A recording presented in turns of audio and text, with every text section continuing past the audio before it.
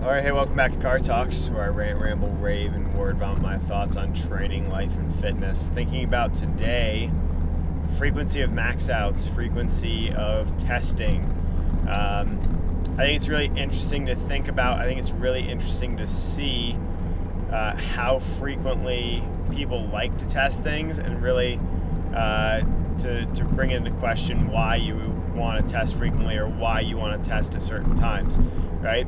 And this question comes from working with one of my athletes, really getting her on a very specified weightlifting program recently. The question arises, okay, so when are we going to test again?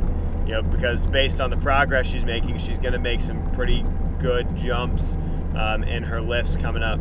And the question is, so when are we retesting again?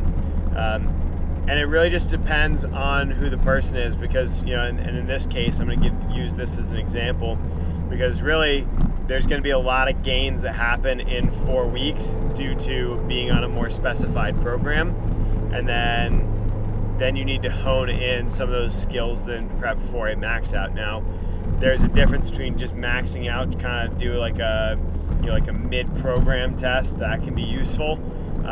There can be a max out that's peaked for, right, and that'd be more like a competition. And then being able to understand the max out for the purpose of reassessing where you're at, right?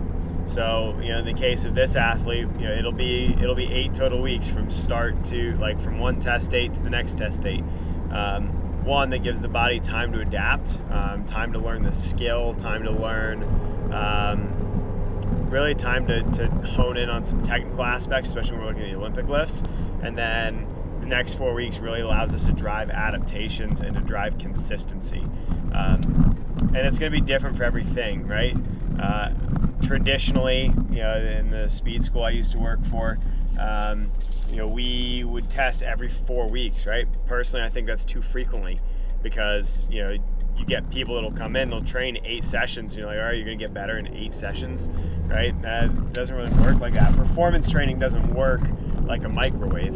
And so being able to understand that, in the scope of things, being able to have realistic timelines on testing and being able to understand why or when you're testing and when you're selecting those testing dates for can be really, really important. So, I don't know, that's just kind of like a word vomit on testing things, just because it's on my mind as I drive to the gym today to work with one of those athletes. So,